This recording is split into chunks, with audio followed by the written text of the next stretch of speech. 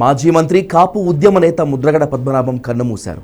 4 సార్లు ఎమ్మెల్యేగా, 2 సార్లు మంత్రిగా, ఒకసారి ఎంపీగా పనిచేశారు. ఆయన కాపులను బీసీల్లో చేర్చాలంటూ సుదీర్ఘంగా ఉద్యమాన్ని చేసిన ఘనత ముద్రగడకు ఉంది.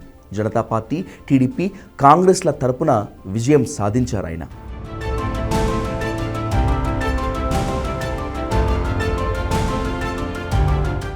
కాపు ఉద్యమ నేత ముద్రగడ పద్మనాభం అనారోగ్యంతో కన్నుమూశారు. హైదరాబాద్లోని ఓ ప్రైవేట్ హాస్పిటల్లో చికిత్స పొందుతూ తుది శ్వాస విడిచారు ఆయన. కాపు రిజర్వేషన్ల కోసం దశాబ్దాలుగా పోరాడారు. ఆంధ్రప్రదేశ్లోని తూర్పుగోదావరి జిల్లా కిర్లంపూడిలో తెలుగు కాపు కుటుంబంలో జన్మించారు ముద్రగడ పద్మనాభం. ఆయన తండ్రి పేరు వీరరాఘవరావు. పద్మనాభం పాఠశాల విద్యను స్వగ్రామంలోనే పూర్తి చేశారు. ముద్రగడది రాజకీయ కుటుంబం. ముద్రగడ తాత పద్మనాభం మున్సబ్, తండ్రి వీరరాఘవ్ రాజకీయాల్లో యాక్టివ్గా పనిచేశారు. ఆయన తండ్రి వీరరాఘవరావు 1962-67లో 2 సార్లు పత్తిపాడులో స్వతంత్ర ఎమ్మెల్యేగా గెలిచారు.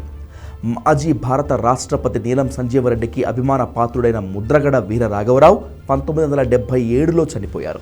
అప్పుడే రాజకీయాల్లోకి రావాలని నీలం సంజీవరెడ్డి ముద్రగడ పద్మనాభానికి సూచించారు. నీలం సంజీవరెడ్డి గారి పిలుపు మేరకు ముద్రగడ పద్మనాభం రాజకీయ ప్రస్థానం మొదలుపెట్టారు. 1978లో తొలిసారి అసెంబ్లీ ఎన్నికల్లో పోటీ చేశారు ముద్రగడ.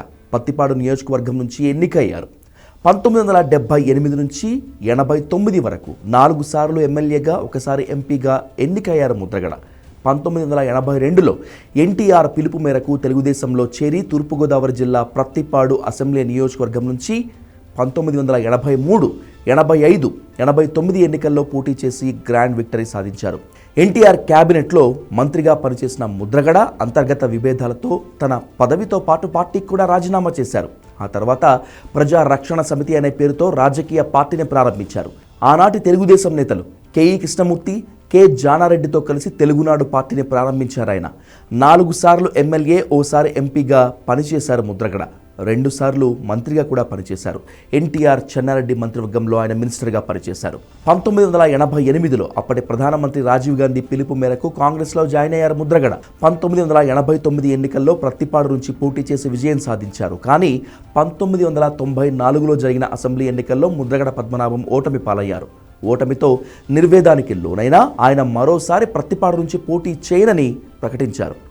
ఆ తరువాత 1999లో తెలుగుదేశం తరపున కాకినాడ పార్లమెంటుకు పోటీ చేసి విజయం సాధించారు.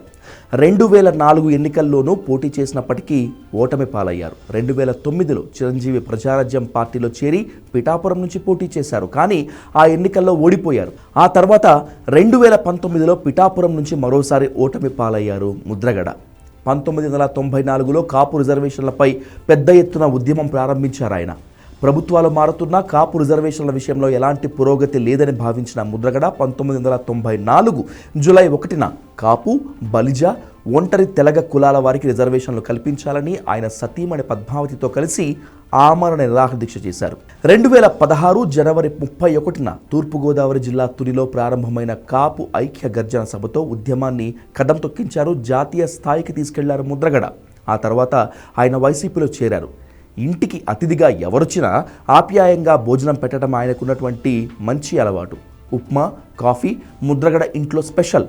ముద్రగడ మరణం కాపు ఉద్యమానికి తీరని లోటు అని ఆయన అభిమానులు మాత్రమే కాకుండా తెలుగు రాష్ట్రాల్లోని కాపు నేతలు ఆవేదన వ్యక్తం చేస్తున్నారు.